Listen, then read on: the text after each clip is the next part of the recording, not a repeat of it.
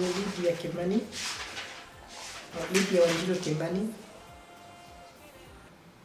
I'm from Embu,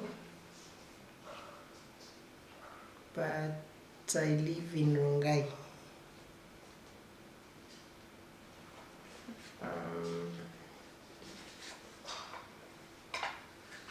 I was born in 1946 and went to school in the now present Kangaroo Girls Secondary School, Embu, but by my time it was Embu Girls School. I went to Kenda College, and after Kenda College I worked for a while in Nairobi and then went to America, United States. While in United States I attended Michigan State University.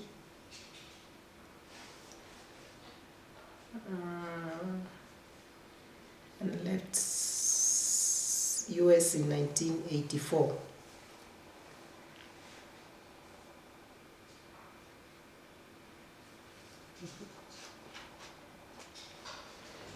Wow. Now, as I grew up, I was born by Mr. and Mrs. Karanga. My father was a former, he was a DC, became a deputy PC, he was a deputy secretary, he retired as deputy secretary. And then he became the executive officer of the Horticultural Authority, the Horticultural Development Authority. While I was young, I remember my mom. She was very aggressive, she was a hard worker. She also was a women's leader, she worked for women. I think she was the first Maendeleo Wanawake Chairperson in Embu. During the MYWO movement I was small, but I used to see her work and that really inspired me. And I said to myself, one day I would like to be like my mother.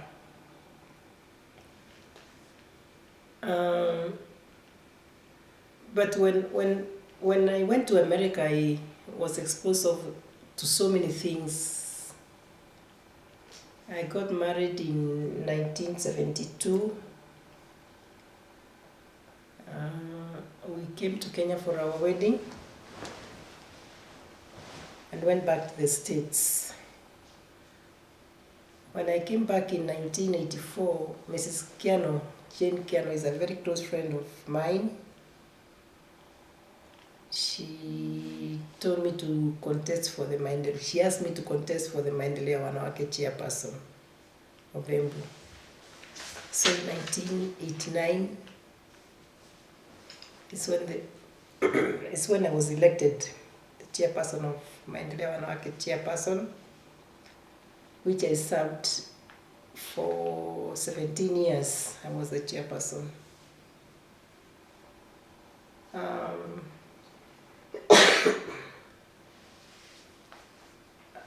After that, I got interested in politics and contested the Manyatta Parliamentary seat,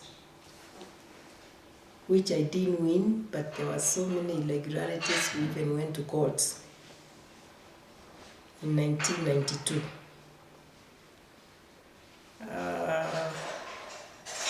I finished third, I was number 3, after having been kicked out of the accounting center. We were kicked out. That's when the multi-party democracy was being introduced. So General Dwega took the seat. After that, I continued my Maendeleo work. My Maendeleo work in Embu, and I had so many I had a few programs which I introduced the women. And The first program that we had was we had table banking with Maendeleo women groups, with Maendeleo groups. They were not registered in Maendeleo as groups, but the women groups. And then I went on to do a proposal for heifer project, and we give cows to women.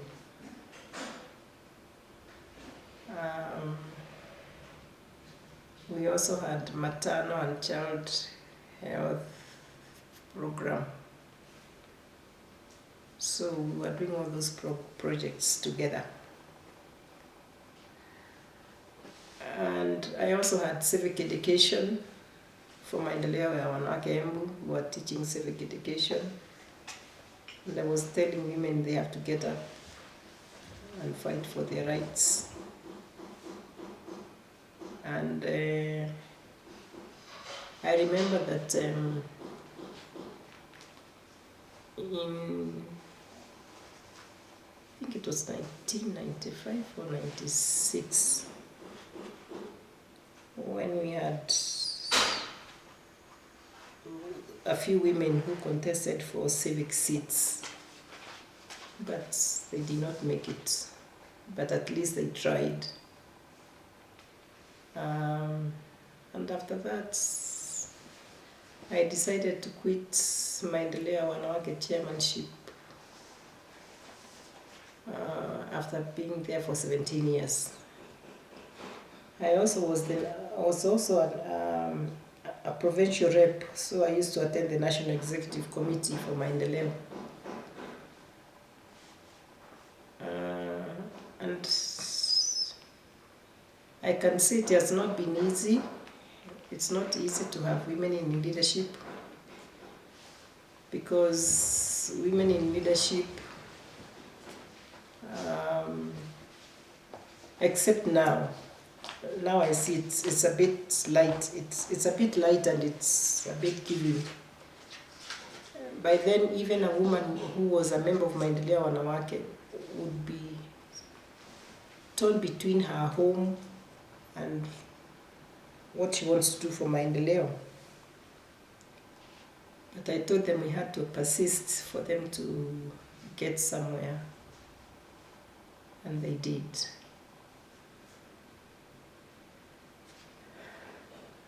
I think that's all.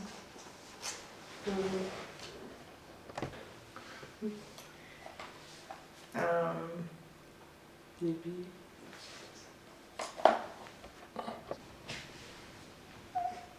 I know a few women who became assistant chiefs and now they are chiefs.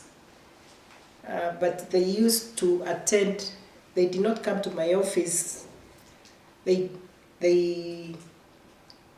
listened to me when I was doing my Maendeleo field work.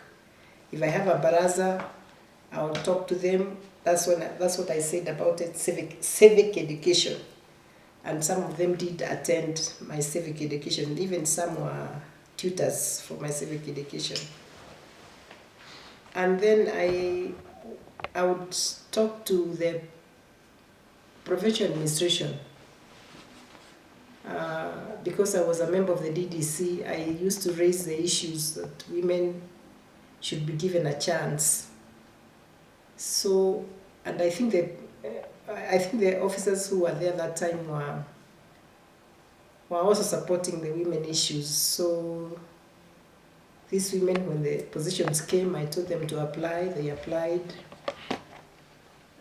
And before I knew it, they had qualified for the jobs, because I know of one who is a chief of my sub-location. She was a married woman, but she had studied up to Form 4 and she had passed very well. She had, I think she was a C+ or a B+, but she couldn't continue with her education.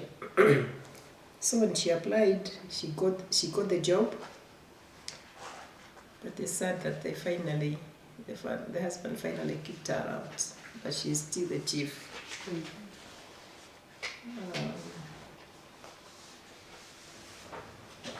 I don't know whether there's anything else. when I entered politics, I actually had to be in the mainstream, and I became, I was elected as the secretary for KANU, for Embu district, which brought a lot of changes in Embu, because we insisted on the officials being elected, not being handpicked. And I don't know, what I can say is that there was a lot of, what shall I call it? A lot of infighting, because we used to, here we are, we want to be officials of KANU democratically, but here on the other side we are being called from Nairobi to be told to pick so and so, pick so and so. So that's what it was.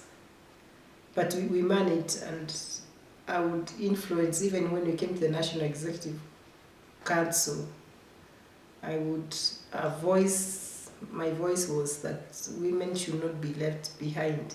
We should have women at the national level, elected, not handpicked.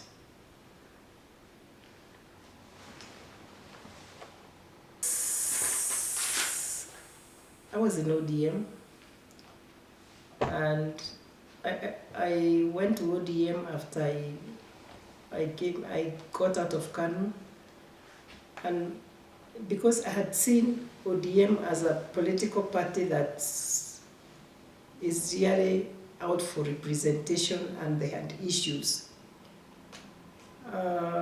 And when we campaigned for the constitution, it was the in thing that I really wanted to get into. Then we got into elections of ODM, and I was elected Deputy Secretary General of ODM, of which now I resigned in 2013. In ODM, there is not a lot of.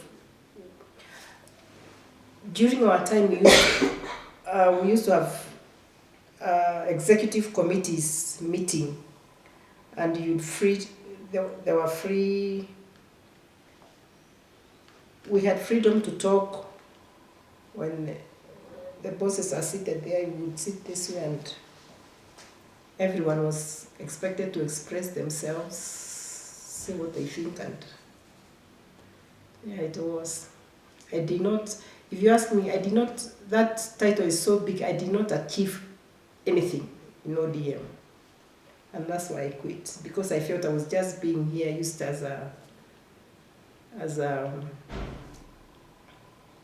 I don't want to call it a rubber stamp, but the representation that was there from Central and Eastern Province did not have much say.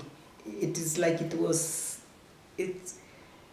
tribal. I'm sorry to say this. It was tribal, and that's what I've seen now coming out of the Kenyan politics. It's so tribal. So I felt I was not going to give it as much as I would have wanted to. So I quit. The only thing I got involved in was to form an Embu Women's SACCO. I established that in Embu, which later died when there was no one to lead it. I also established Ngandori Union Women's Group. Now it was women groups all together from Ngandori. Those ones, they managed to buy a plot. I don't know what they have done with that plot so far.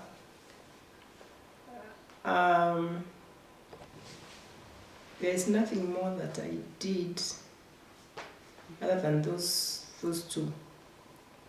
But Embu Women's SACCO was for Manyatta and Runyenjes and Bere. Yeah.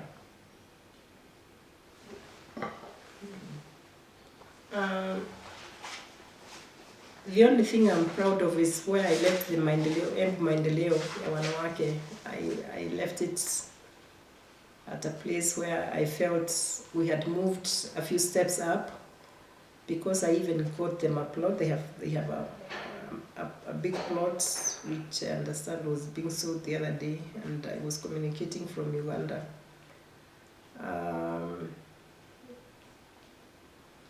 And the fact that I had women during my time employed as chiefs, that to me is an accomplishment. I also had women who I participated. I helped in getting women nominated or appointed to school boards and land board. I also did that. That to me was an achievement. The fact that I was able to push women, other than them feeling that they have, is it my home, is it Maendeleo, is it leadership, which one do I concept? I was telling them they are capable of doing all. And those are the only accomplishments I can say I really did, achieved. In terms of the heifer, the credits women, the heifer project is the most outstanding project that I did in Embu, because it was the women members have to pay some small money for them to feel that they own the cows. They are not being given free, and they contributed that money very. The groups that were selected by the women, the members selected contributed. Each woman was giving about 500 shillings. The project was supported by the Australian High Commission, and we gave them heifers which were in calf. So when the cow calves, that calf is given to another member, and when that calf calves, it is given to another member, like that. And there is one heifer project that I remember that we did in Kianjokoma, of a woman who was living in a village. She didn't have way out or way in, and I really encouraged her. And what I know today is she has about 10 cows today, and she lives in a quarter of a plot. That to me is very, very encouraging,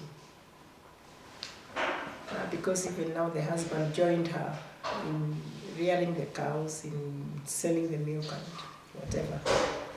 And you can see it is the project really helped them, raise them up from nothing. Credit scheme. Did you do the credit scheme? Yeah, the one that. Now we had a women's credit scheme, whereby the women who did not get the heifers, they were able to borrow money from us. This money was given to us by UNICEF, and it was, I would say it was more on the borderline between Embu and Bere. What I can summarize is that the women who got the credit scheme, they were able to start small businesses themselves, from a footer, for burgers and what have you, and they would open the small businesses, run the businesses themselves, and be able to fend for themselves. And I'm told that the project is still very active in Karaba area, and I don't know whether it is anywhere else, but I know most of the projects that I started, they are still on, although that there have been two two chairmen who have not yet taken the interests of women at heart. They look for Maendeleo as a stepping stool to something else. So, just a sema. In a nutshell, what I can say is my heifer project and the credit scheme nearly brought out women from where they had been up to another level. They were able to vend for themselves. They were able to get money for themselves. They were able to get school fees for their children and educate their children, because by then, of course, the parents used to pay primary school fees and secondary school fees. For the heifer project, it broke down the belief that the cows belonged to men only. It was seen that the women could also own the cows, but when the cow got at home, it really encouraged me to see that it was being looked after by the men, by both the man and the wife. So the heifer projects and the credit scheme became projects. They were the first projects in, I would like to say, in Kenya, whereby everybody came to learn from the way we were doing such a project. And to me, it is a success story up to now. In fact, what they are looking for now is a milking plant.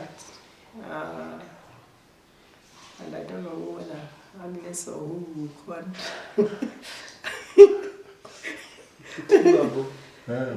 Yeah. There's a lot of milk in Embu out of that project. And no plants. So and there's no plants. There's no plants.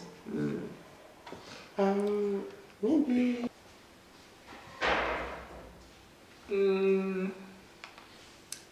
I really didn't have any struggles, Agnes. The only thing I had was that sometimes it would be difficult for me to convince my husband, we are doing this, we are doing that. And he was also educated, but let me say, he supported me where he could, and where he couldn't, he didn't support me. He would even tell me to leave it, to stop doing what I'm doing. But all in all, I had this force in me that told me, no, you have to continue, you have to continue, you have to do it. And I did it. The other constraint I had was, there was no other. I didn't have any other. I didn't. The culture, but that happened more so during the election time. When you came to Maendeleo elections, there are some that would say Wanjiro is doing this, he's doing this. But all you know, the women, one thing I commend about the Embu women is that they knew, you can come and talk to me, but eventually when I go to vote, I'll vote for the person that I feel is of benefit to me. So as much as there was that talk showing that maybe I'm not the right woman to lead them, they elected me for 3 or 4 terms, and I'm very, very grateful to them. Do you think you are able to achieve everything that you'd have wanted to achieve for these particular women? Considering that Maendeleo is a non-profit organization, and by the way, we never got paid. There was no salary in Maendeleo.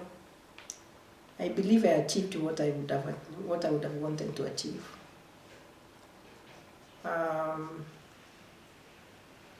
Because even as of now, there is no, I would write the proposals that I did.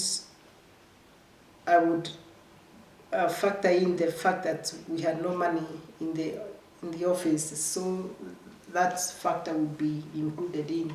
So that's how I was able to get my fuel money. I had a vehicle, I had a Maendeleo vehicle, That's how I was able to get my fuel vehicle.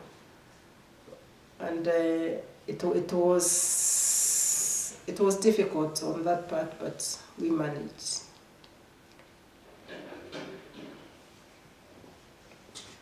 Moving forward, what would you recommend to, or maybe before you come to moving forward, what lessons did you learn from the struggles that you had with, for women?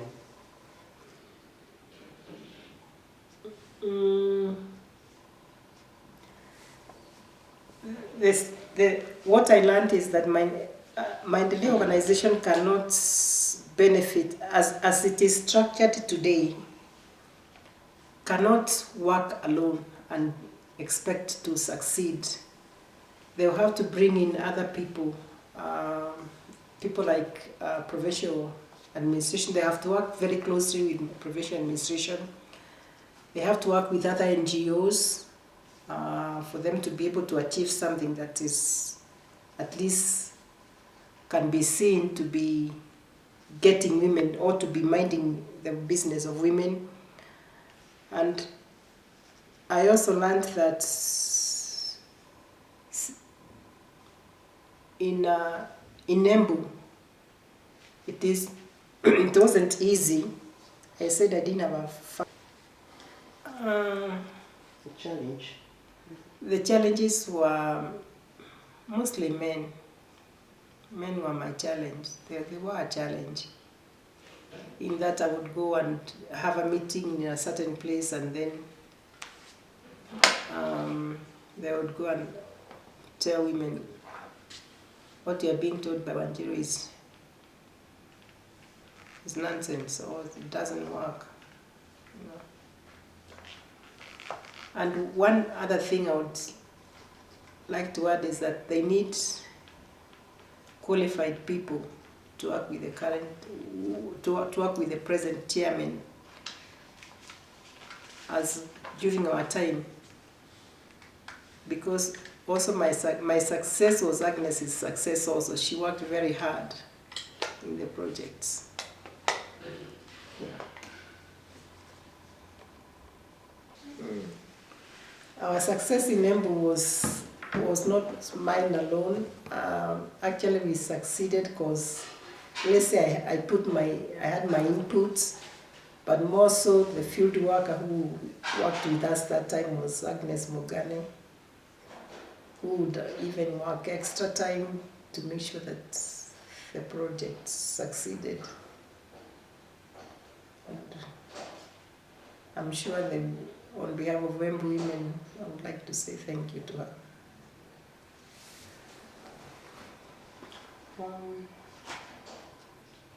Moving forward, do you see opportunities for women, for women, increasing women's representation and the participation in public and political offices? What opportunities do you see for women? Right now I have one MCA from KANU who used to be a paralegal. She was a paralegal, but she used to work with us also, Maendeleo Wanawake. She was nominated, and I can see more women going in, hoping that they will have the guts to go and campaign.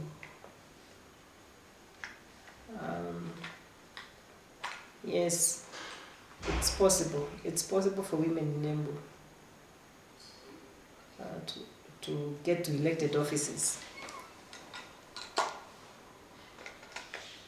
The Constitution, the gender rule, what do you think? About the Constitution, Kenya's Constitution, creating more space. The Constitution is all right. It's very good, if you ask me, because I remember I used to have cases, Maendeleo, women from Maendeleo bringing cases of land issues where they would be taken out, where they would be chased when a death occurred in their family, when their family members died, maybe a parent, the girls who, if you are single and you happen to have children and you are living at your parents', you are kicked out. But the constitution, I don't remember the clause because I don't have the constitution, but where it says that the girls have the right also of land ownership. So considering that Embu is an agricultural area, and many parents, all parents have land, I know many women are going to benefit from that katiba.